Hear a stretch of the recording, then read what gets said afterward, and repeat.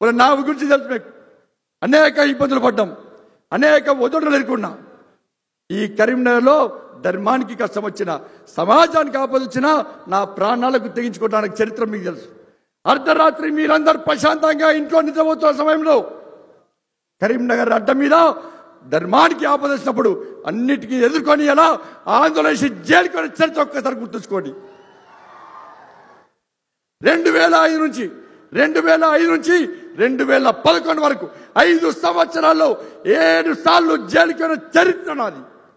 Granite మాఫియాతోనో, gutka మాఫియాతోనో, land మాఫియాతోనో, sand మాఫియాతోనో కాదు, నా ధర్మానికి, నా కాషాయపు జెండాకు అవమానం వస్తే ఎదురించి కొట్లాడిన తత్వం నాది.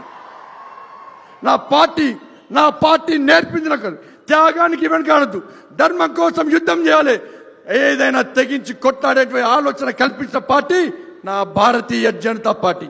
అనేక మంది కార్యకర్తలు ఈ నమ్మిన సిద్ధాంతం కోసం నక్సలైట్లకు ఎదురొడ్డి భారత్ మాతాకి జై అంటూ ఆత్మ బలిదానం చేసిన చరిత్ర నా భారతీయ జనతా పార్టీది.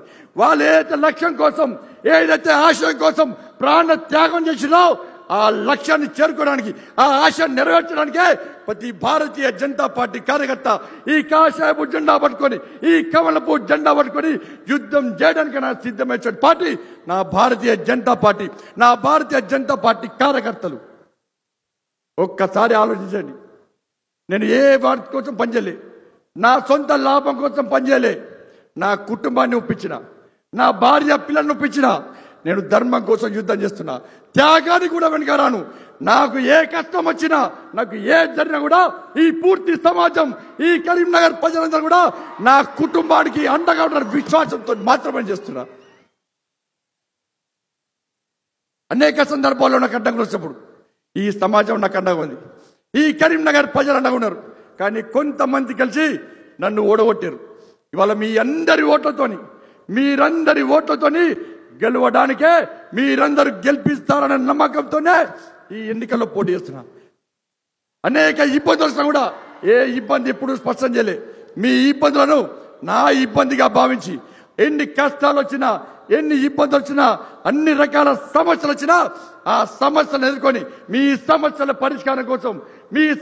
పరిష్కారం కోసం మీకు అండగా ఉండడానికి అర్ధరాత్రి, అపరాత్రి, నిట్ట నిర్వహణ అనేక సందర్భాల్లో ఉద్యమం చేసిన వ్యక్తిని. విద్యార్థి సంఘ స్వయం సేవగా, శిశు మందిర్ విద్యార్థిగా, విద్యార్థి పరిషత్ కార్యకర్తగా, యువ మోర్చా కార్యకర్తగా, ఇలా భారతీయ జనతా పార్టీ కార్యకర్తగా ఉద్యమాలు చేసుకుంటూ ఇలా ప్రజాప్రతిగా అవకాశం వచ్చింది. డబ్బులు పెట్టుకోను ఉద్యమాల పేరుతో కాపీ కొట్టి అలా పేపర్లకు, టీవీలకు పోజులు ఇచ్చి చలామనే కార్యకర్తను కాదు నేను. ఒక్కసారి నెట్ చూసి ఓపెన్ చేయండి. 5 సంవత్సరాల్లో 7 సార్లు జైలుకి పోయినా ఏ ఒక్క రాజకీయ పార్టీ నాయకుడిని చూపెట్టండి. నేను పోయినా దుండగులు చంపే ప్రయత్నం చేసినప్పటికీ వాళ్ళు దాన్ని తెగించి కొట్లాడుతున్నా. కాబట్టి సోదరులారా, ఈ సమస్యలు ఉంటాయి. మీ కండగా నేనుంటా, కానీ నా కండగా మీరుండండి. దేనికైనా తెగించి కొట్లాడతాను. ఈ కరీంనగర్లో ఇద్దరికి అవకాశం ఇచ్చారు. పొన్నం ప్రభాకర్కి అవకాశం ఇచ్చారు, ఏం చేసిండో తెలుసు మనకు.